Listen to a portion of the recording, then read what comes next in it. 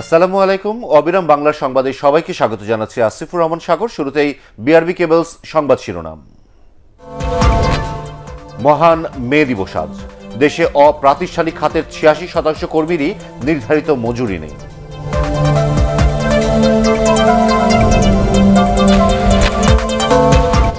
ঈদের আগেই ৩৫ লাখ হতদরিদ্র পরিবারকে মোবাইলে টাকা পাঠাবেন প্রধানমন্ত্রী। কর্মহীনদের জন্য মানবিক সহায়তা।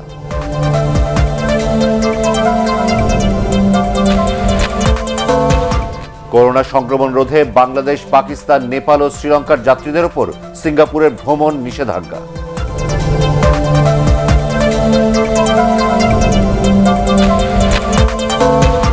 এবং আর অটোপাস নয়, শিক্ষা প্রতিষ্ঠান যখন খুলবে তখনই হবে এসএসসি ও এইচএসসি পরীক্ষা।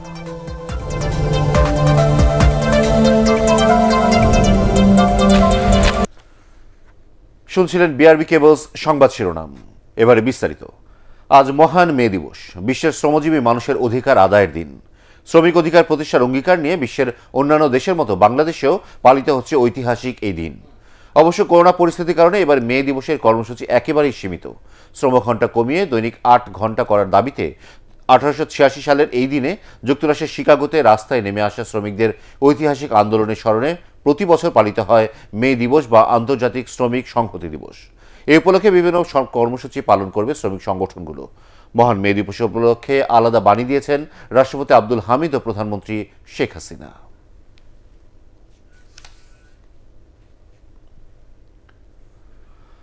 অপ্রাতিষ্ঠানিক খাতে নিয়োজিত দেশের মোট শ্রমশক্তির প্রায় ৮৬% কর্মীর নেই নির্ধারিত মজুরি। বিশ্লেষকরা বলছেন ৫ দশকেও বাস্তবায়ন করা যায়নি এসব শ্রমিকের ন্যায্য অধিকার। করোনায় আয় কমে যাওয়ায় এসব শ্রমিকরা দুর্বিষহ জীবন কাটাচ্ছে। তবে শ্রম সচিব জানান, মন্দায় কাজ হারানো শ্রমিকদের ১৫০০ কোটি টাকার বিশেষ তহবিল থেকে সহায়তা দিচ্ছে সরকার। শরফুল আলমের রিপোর্ট। দেশের বেশিরভাগ শ্রমিক কাজ করেন অপ্রাতিষ্ঠানিক খাতে।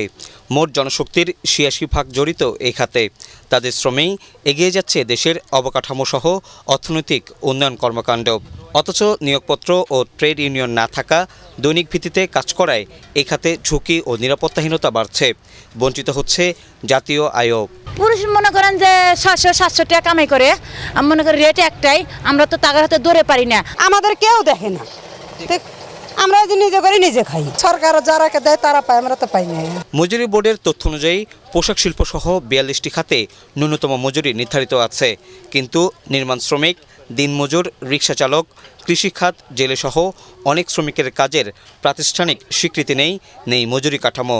অধিকার আদায়ের দাবিতে প্রাণও দিতে হয় এদেরই সবচেয়ে বেশি। অপ্রাতিষ্ঠানিক খাতের শ্রমিকরা খুব দ্রুত কর্মস্থল পরিবর্তন করে, যার কারণে তাদের অধিকার নিশ্চিত করা কঠিন হয়ে পড়ে। এছাড়া শ্রম আইনেও অনেকগুলো অপ্রাতিষ্ঠানিক খাতকে অন্তর্ভুক্ত করা হয়নি। বিশেষত আমাদের যে ইনফর্মাল সেক্টরে যেসব নারীরা কাজ করেন, কনস্ট্রাকশনে কাজ করেন, অন্যান্য জায়গায় কাজ করেন, সেখানে কিন্তু আয়ের বৈষম্য রয়ে গেছে।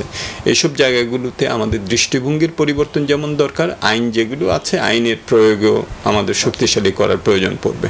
তবে করোনা মন্দায় কাজ হারানো ৬৫০০ অপ্রাতিষ্ঠানিক শ্রমিককে সামাজিক সুরক্ষা প্রকল্পের আওতায় সহায়তা দেওয়া হচ্ছে বলে জানান শ্রম সচিব। ১৫০০ কোটি টাকার একটা বাজেট রয়েছে। যারা চাকরি কাজ হারিয়ে আছে আর কি, তাদেরকে আমরা ৫ কোটি টাকা দেওয়া হয়েছে। বিশ্লেষকরা বলছেন, দিনে দিনে শ্রমিকরা অধিকার যতটুকু পেয়েছেন তার সাথে পাল্লা দিয়ে বেড়েছে নিরাপত্তা ঝুঁকি আর ক্ষতিপূরণ না পাওয়ার হাহাকার। ৮ ঘন্টা কাজ, ৮ ঘন্টা বিনোদন আর ৮ ঘন্টা বিশ্রামের দাবিতে শ্রমিক দিবসের যে আন্দোলন শুরু হয়েছিল, অনেক দেশে তা বাস্তবায়িত হলেও বাংলাদেশে অনেকাংশে তা বাস্তবায়ন হয়নি বলে মনে করছেন বিশেষজ্ঞরা। শরফুল আলম, এটিএন বাংলা, ঢাকা। করোনায় ক্ষতিগ্রস্ত দেশের প্রান্তিক জনগোষ্ঠীর মানবিক সহায়তায় কাজ করছে সরকার। ঈদের আগেই তালিকাভুক্ত হতদরিদ্র ৩৫ লাখ পরিবারকে এবারও মোবাইলে টাকা পাঠাবেন প্রধানমন্ত্রী শেখ হাসিনা। এছাড়া অসহায় কর্মহীন মানুষদের মধ্যে সব ধরনের মানবিক সহায়তা পৌঁছে দিতে প্রয়োজনীয় নির্দেশনা দিচ্ছেন সরকার প্রধান। আপেল মাহমুদের রিপোর্ট। করোনা ভাইরাসের দ্বিতীয় ঢেউয়ে বিপর্যস্ত জনজীবন। লকডাউনে সর্বত্র কঠোর সতর্কতা। করোনার ভয়াল থাবায় কৃষি, শিক্ষা, ব্যবসা বাণিজ্য, শিল্প প্রতিষ্ঠান সহ সব সেক্টরে অনিশ্চিত জীবনযাপন করছে দেশের মানুষ। এই অবস্থা থেকে উত্তরণে কর্মহীন মানুষের জীবন ও জীবিকা সংরক্ষণে সারা দেশে মানবিক সহায়তা কার্যক্রম শুরু করেছে সরকার। করোনায় ক্ষতিগ্রস্ত ৩৬,৫০,০০০ পরিবারকে ২৫০০ টাকা করে দেওয়ার উদ্যোগ নিয়েছে সরকার। তথ্য প্রযুক্তির মাধ্যমে চিহ্নিতদের মোবাইল ব্যাংকিং অ্যাকাউন্টে এ অর্থ পৌঁছে যাবে ঈদের আগেই। রোববার সরকার প্রধানের হাত ধরেই উদ্বোধন হবে এ কার্যক্রম। আগামী ২রা মে মাননীয় প্রধানমন্ত্রীর হাত দিয়ে এটি এই ৩৬,৫০,০০০ দরিদ্র এবং অসহায় ছিন্নমূল মানুষকে অর্থ প্রদান কার্যক্রম সেটিও শুরু হতে যাচ্ছে এবং সেক্ষেত্রেও প্রায় ৯১২,৫০,০০,০০০ টাকা মাননীয় প্রধানমন্ত্রী স্যাংশন করেছেন। এছাড়া জেলা প্রশাসকদের মাধ্যমে নগদ অর্থ ও খাদ্য সহায়তা সহ সব ধরনের সামাজিক নিরাপত্তা কার্যক্রম চলমান রেখেছে সরকার। অসহায় যে কেউ ৩৩৩ নম্বরে ফোন দিলে স্থানীয় জেলা প্রশাসনের মাধ্যমে পৌঁছে দেওয়া হচ্ছে খাদ্য সামগ্রী। রিক্সা চালক, ভ্যান চালক, মোটর শ্রমিক, তারপর হিজড়া, নরসুন্দর বা বেদে, ভিক্ষুক, এই সকল শ্রেণী পেশার মানুষকেই মাননীয় প্রধানমন্ত্রীর নির্দেশ অনুযায়ী ত্রাণ প্রদান করা হচ্ছে। মাননীয় প্রধানমন্ত্রী আবার তার ত্রাণ তহবিল থেকে জেলা প্রশাসকদের অনুকূলে আরো 10,50,00,000 টাকা দিয়েছেন। দুস্থ যাদেরকে জেলা প্রশাসন মনে করবেন যে তাদেরকে দ্রুত সহায়তা দেওয়া দরকার, সেই জন্য মাননীয় প্রধানমন্ত্রী এই অর্থ বরাদ্দ করেছেন। করোনার কারণে কর্মহীন মানুষের কাছে মানবিক সহায়তা পৌঁছে দিতে নিয়মিত তদারকি করছেন প্রধানমন্ত্রী শেখ হাসিনা। নিম্ন আয়ের মানুষের পাশে থেকে সরকারের এ সহায়তা অব্যাহত থাকবে বলে জানান প্রধানমন্ত্রী কার্যালয়ের সচিব। Apple Mahmud, ATN Bangla, Dhaka. নানা উদ্যোগের পরও থামছে না করোনায় মৃত্যুর মিছিল। গত ২৪ ঘন্টায় দেশের বিভিন্ন স্থানে এই ভাইরাসে আরও ৯ জনের মৃত্যুর খবর পাওয়া গেছে। এর মধ্যে বরিশাল শেরে বাংলা মেডিকেলে চিকিৎসাধীন অবস্থায় মারা গেছেন ৫ জন, শনাক্ত হয় ৩৯ জন। কুমিল্লায় ৩ জনের মৃত্যু হয়েছে, শনাক্ত হয়েছে ৫৮ জন। আক্রান্তদের মধ্যে ৩১ জনই সিটি কর্পোরেশনের বাসিন্দা। এছাড়া ঠাকুরগাঁওয়ে ৬৫ বছর বয়সী এক ব্যক্তির মৃত্যুর খবর পাওয়া গেছে।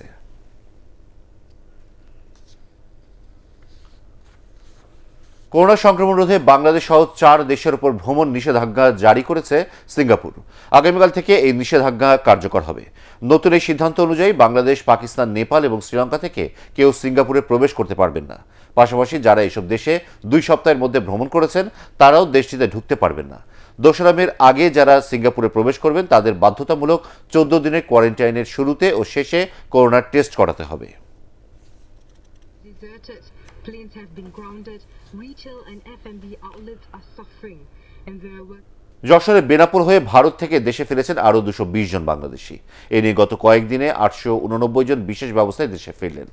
যশোর, বেনাপোল এবং ঝিকরগাছার হোটেলগুলোতে স্থান সংকুলান না হয় ১৪ দিনে কোয়ারেন্টাইন পালনের জন্য তাদের পাঠানো হয়েছে নড়াইলের আবাসিক হোটেলগুলোতে।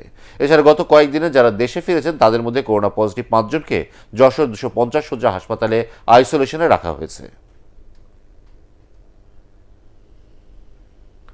করোনা পরিস্থিতিতে অন্তত ৫০ যাত্রী নিয়ে গণপরিবহন চালু সহ ৩ দফা দাবি জানিয়েছে সড়ক পরিবহন শ্রমিক ফেডারেশন। জাতীয় প্রেসক্লাবের সংবাদ সম্মেলনে এই দাবিতে আগামীকাল সারা দেশে বিক্ষোভের ডাক দিয়েছেন ফেডারেশনের নেতারা। মনির হোসেন তপুর রিপোর্ট।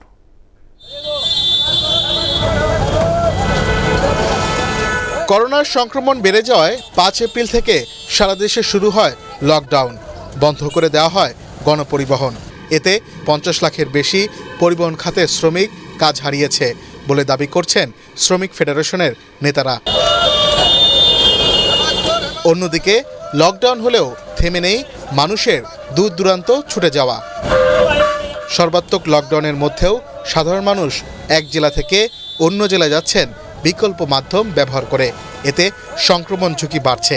তাই অন্তত ৫০ যাত্রী নিয়ে গণপরিবহন চালুর দাবি জানান শ্রমিক নেতারা। বাস, মিনিবাস ইত্যাদি এবং স্বাস্থ্যবিধি মেনে অর্ধেক যাত্রী নিয়ে চলাচল করার সুযোগ করে দিলে ছোট ছোট যানবাহন যাত্রী সাধারণের দূর দূরান্ত কষ্ট করে স্বাস্থ্য ঝুঁকি নিয়ে অতিরিক্ত অর্থ ব্যয় করে চলাচল করতে হবে না। লকডাউন দেয় তাহলে 100% সমস্ত কিছু বন্ধ থাকুক। আমরা আমাদের শ্রমিকের কাছে প্রশ্নের সম্মুখীন হচ্ছি। আমরা মালিকের কাছে প্রচুর সম্মুখীন হচ্ছি। সবাই চলছে, সবাই সব জায়গায় মুভমেন্ট করছে, কেন আমাদের বাসটা বন্ধ রাখা হয়েছে? সংবাদ সম্মেলনে করোনাকালে পরিবহন শ্রমিকদের আর্থিক অনুদান ও খাদ্য সহায়তার দাবি জানানো হয়। সারা দেশে বাস, ট্রাক টার্মিনালগুলোতে পরিবহন শ্রমিকদের জন্য 10 টাকায় OMS এর চাল বিক্রির ব্যবস্থা করতে হবে। গণপরিবহন চালু করা হলে শতভাগ স্বাস্থ্যবিধি নিশ্চিত করা হবে বলে জানান শ্রমিক নেতারা। যে কোনো চ্যালেঞ্জ গ্রহণ করে আমরা চাই যে পরিবহনটাকে সচল রাখার জন্য এবং শ্রমিকদেরকে বাঁচানোর জন্য। মনির হোসেন তপু, ATN বাংলা, ঢাকা। এবার আর অটো পাস দেওয়া হবে না SSC ও HSC পরীক্ষার্থীদের। একথা জানিয়ে ঢাকা শিক্ষা বোর্ডের সচিব বলেন, যখনই শিক্ষা প্রতিষ্ঠান খুলুক সংক্ষিপ্ত সিলেবাস শেষ করে পরীক্ষা নেওয়া হবে। এই অবস্থায় শিক্ষা গবেষকদের পরামর্শ, করোনা পরিস্থিতি কিছুটা নিয়ন্ত্রণে এলে SSC ও HSCর পরীক্ষার্থীদের অগ্রাধিকার ভিত্তিতে ক্লাস শুরু করা দরকার। আরও জানাচ্ছেন মাহবুব কবির চপল। 2020 সাল ছিল অটো পাসের বছর। ধারণা করা হয়েছিল 21 সালে পরিস্থিতি স্বাভাবিক হবে, কিন্তু করোনা আবারও অনিশ্চয়তায় ফেলে দিয়েছে শিক্ষার্থীদের। বিশেষ করে SSC ও HSCর 40 লাখ পরীক্ষার্থীর উদ্বেগ কিছুটা বেশি। চলতি বছর ফেব্রুয়ারি ও এপ্রিলে এ দুটি পরীক্ষা শুরু হবার কথা ছিল। তবে শিক্ষা বোর্ড জানিয়েছে, স্কুল কলেজ বন্ধ থাকলেও পরীক্ষার প্রস্তুতি অনেকটাই এগিয়েছে।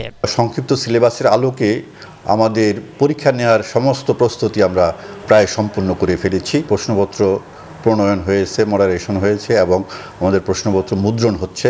যখন এই শিক্ষা প্রতিষ্ঠান চালু হবে তখন থেকে 60 কর্মদিবসের ক্লাস নিয়ে আমাদের SSC পরীক্ষাটি সম্পন্ন হবে এবং 85 কর্মদিবসের শ্রেণী কার্যক্রম করে আমরা উচ্চ মাধ্যমিক পরীক্ষাটি সম্পন্ন করব। গত বছর অটো পাস দেয়া হলেও এবার তেমন কিছু করা হবে না বলে জানান এই কর্মকর্তা।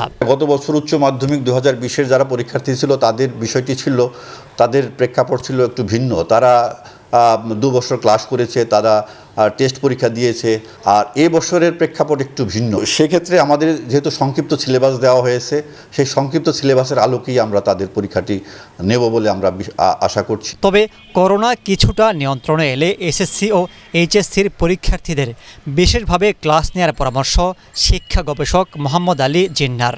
যদি আমরা করোনা পরিস্থিতির একটি স্বাভাবিক অবস্থা দেখি তাহলে বিবেচনা করা দরকার, বিশেষ করে দুটো পাবলিক পরীক্ষায় যারা অবতীর্ণ হবেন তাদেরকে অগ্রাধিকার ভিত্তিতে শিক্ষা প্রতিষ্ঠানে এনে অন্তত এক বেঞ্চে একজন করে বসিয়ে তাদেরকে যে সংক্ষিপ্ত সিলেবাসটি দেওয়া হয়েছে সেই সিলেবাসের উপরে পুনঃপর্যালোচনা করে শিক্ষার্থীদের সমস্যাগুলো সলভ করে দেওয়া। পরীক্ষা নিয়ে গুজবে কান না দিতে শিক্ষার্থীদের প্রতি আহ্বান জানিয়েছে শিক্ষা বোর্ডগুলো। মাহবুব কবির চপল, ATN বাংলা, ঢাকা। মাছের বংশবিস্তার ও প্রাকৃতিক প্রজননের স্বার্থে 3 মাসের জন্য বন্ধ হয়ে গেল রাঙামাটির কাপ্তাই লেকে মাছ শিকার। রাঙামাটির জেলা প্রশাসক মিজানুর রহমান এর নির্দেশ দেওয়ার পর মধ্যরাত থেকে দেশের প্রসিদ্ধ ওই লেকে মাছ ধরা বন্ধ হয়ে যায়। এ সময়ের মধ্যে সব ধরনের মাছ আহরণ, বাজারজাত ও পরিবহন করা পুরোপুরি নিষিদ্ধ করা হয়। মাছ ধরা বন্ধ থাকায় কর্মহীন এসব জেলেদেরকে খাদ্য সহায়তা দেওয়া হবে বলে জানিয়েছেন রাঙামাটি মৎস্য উন্নয়ন কর্পোরেশন কর্তৃপক্ষ।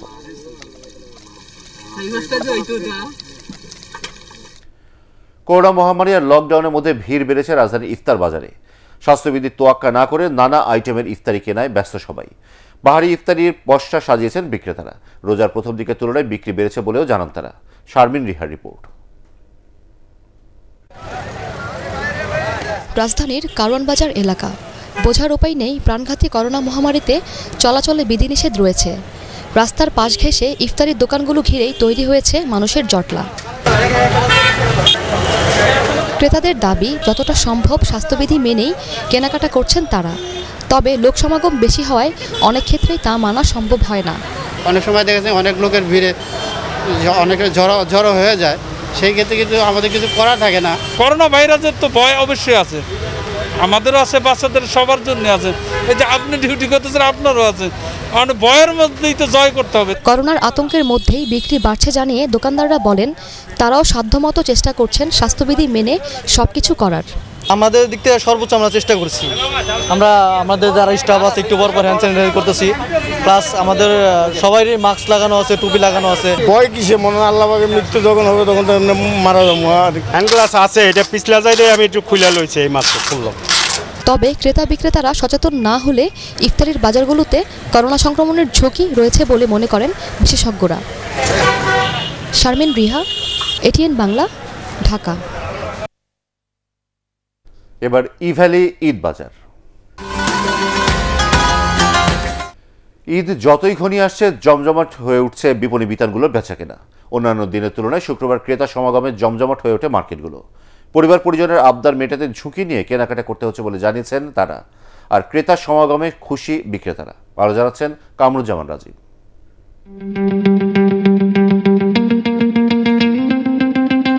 ঈদকে সামনে রেখে করোনা সংক্রমণের ঊর্ধ্বগতি ঠেকাতে দেয়া সর্বাত্মক লকডাউনের মধ্যেই গত রোববার খুলে দেওয়া হয় দোকানপাট ও বিপণী বিতানগুলো। তবে আশানুরূপ ক্রেতা সমাগম না হওয়ায় হতাশ ব্যবসায়ীরা শুক্রবার ব্যস্ত সময় পার করেন।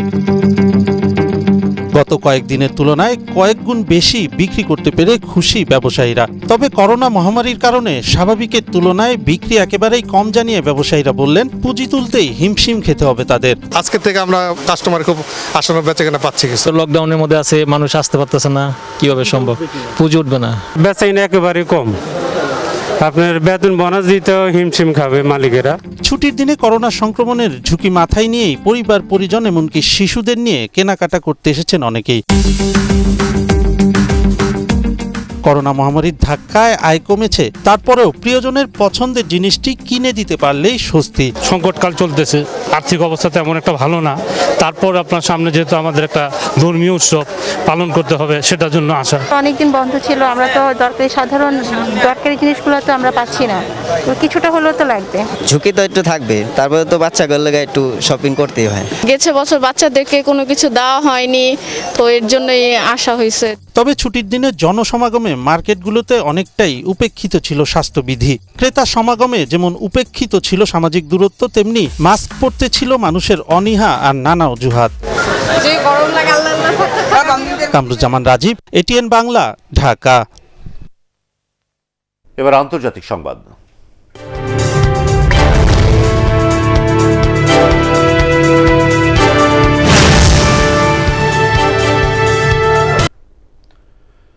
গুজরাটের একটি হাসপাতালে ভয়াবহ আগুনে অন্তত 18 জন করোনা রোগীর মৃত্যু হয়েছে। এই ঘটনায় দগ্ধ ও আহত হন আরও অর্ধশতাধিক। তাদেরকে পার্শ্ববর্তী বিভিন্ন হাসপাতালে স্থানান্তর করা হয়েছে। এনডিটিভির খবরে বলা হয়, ভারুচ এলাকায় করোনা রোগীদের জন্য ডেডিকেটেড ওয়েলফেয়ার নামের 4তলা হাসপাতালটিতে রাত 1টার দিকে আগুন লেগে মুহূর্তেই চারদিকে ছড়িয়ে পড়ে। খবর পেয়ে স্থানীয় লোকজন ও দমকল বাহিনীর কর্মীরা গিয়ে প্রায় 1 ঘন্টার চেষ্টায় আগুন নিয়ন্ত্রণে আনে, কিন্তু এর আগেই কালো ধোঁয়া ও আগুনে পুড়ে যান 12 জন রোগী। পুলিশ ঘটনার কর্মকর্তারা জানিয়েছেন, ঘটনাস্থল থেকে 12 জনের মৃতদেহ উদ্ধার করা হয়েছে। বাকি 6 জনের মৃত্যুর বিষয়ে খোঁজ খবর নেওয়া হচ্ছে। তবে এই আগুন দুর্ঘটনার কারণ এখনো জানা যায়নি। এবারে জানিয়ে দেব ইফতারের সময়সূচি। আজ ঢাকায় ইফতার সন্ধ্যা 6:31, রাজশাহীতে 6:39, চট্টগ্রামে 6:24, সিলেটে 6:27, খুলনায় 6:34, বরিশালে 6:30, রংপুরে 6:39 এবং ময়মনসিংহে ইফতার সন্ধ্যা 6:33।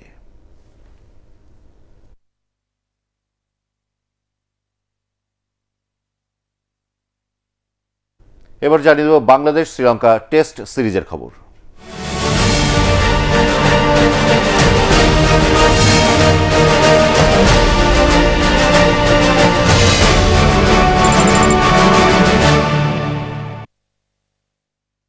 পাল্লেকেলে টেস্টের তৃতীয় দিনে বাংলাদেশের বিপক্ষে প্রথম ইনিংসে ব্যাট করছে শ্রীলঙ্কা। এর আগে ম্যাচের দ্বিতীয় দিনে 6 উইকেটে 469 রান নিয়ে খেলা শেষ করে স্বাগতিকরা। দিমুথ করুণারত্নে 118 আর লাহিরু থিরিমান্নের ব্যাটে আসে 140 রান। এরপর নিরোশন ডিক ওয়েলা 64 আর রমেশ মেন্ডিস অপরাজিত থাকেন 22 রানে। বাংলাদেশের হয়ে 3 উইকেট নেন তাসকিন আহমেদ। শেষ খবর পাওয়া পর্যন্ত শ্রীলঙ্কার সংগ্রহ 7 উইকেটে 493 রান।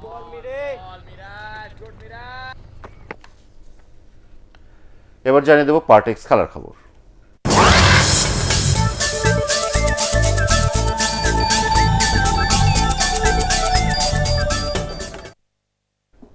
আইপিএলে রয়্যাল চ্যালেঞ্জার্স বেঙ্গালুরুকে 34 রানে হারিয়েছে পাঞ্জাব কিংস। টস হেরে ব্যাট করতে নামা পাঞ্জাবকে একাই টেনে নিয়ে যান অধিনায়ক লোকেশ রাহুল।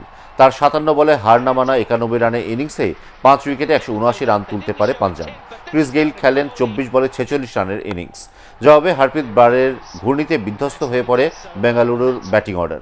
7 বলের মাঝে বামহাতি স্পিনার ফেরান বিরাট কোহলি, গেন ম্যাক্সওয়েল ও এবি ডিভিলিয়ার্সকে। শেষ দিকে হর্ষল প্যাটেল 13 বলে 31 রান করলেও সেটি ব্যবধান কমায় শুধু। কোহলির দলের ইনিংস থামে 8 উইকেটে 145-এ। 3 ম্যাচে কোহলিদের এটি দ্বিতীয় হার। স্প্যানিশ লা লিগায় রাতে আলাদা ম্যাচে মাঠে নামছে রিয়াল মাদ্রিদ ও অ্যাথলেটিকো মাদ্রিদ। জিনেদিন জিদানের দল মুখোমুখি হবে ওসাসুনার বিপক্ষে। 71 পয়েন্ট নিয়ে টেবিলের 2-এ আছে করিম বেনজেমারা। লিগের আর মাত্র বাকি 5 ম্যাচ, তাই প্রতিটি পয়েন্টই গড়ে দেবে শিরোপা ভাগ্য। আগের ম্যাচে সোসিয়েদাদের বিপক্ষে ড্র করে পয়েন্ট হারিয়েছে রিয়াল। টেবিলের 11 নম্বরে থাকা ওসাসুনার বিপক্ষে ফেভারিট হিসেবে মাঠে নামবে লা ব্লাঙ্কোরা। রাত 1টায় মুখোমুখি হবে দুদল। অন্য ম্যাচে রাত 8:15 পয়েন্ট টেবিলের শীর্ষে থাকা অ্যাথলেটিকো মাদ্রিদ মুখোমুখি হবে এলচের।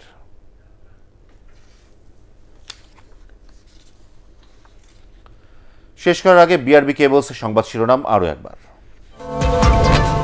মহান মে দিবস আজ।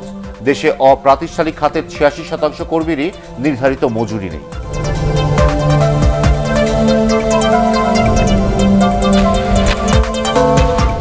ঈদের আগেই 35 লাখ হতদরিদ্র পরিবারকে মোবাইলের টাকা পাঠাবেন প্রধানমন্ত্রী। কর্মহীনদের জন্য মানবিক সহায়তা।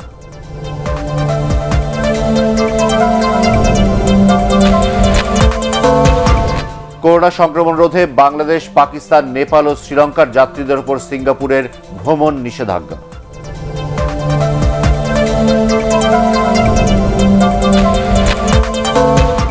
এবং আর অটোপাস নয়, শিক্ষা প্রতিষ্ঠান যখন খুলবে তখনই হবে এসএসসি ও এইচএসসি পরীক্ষা।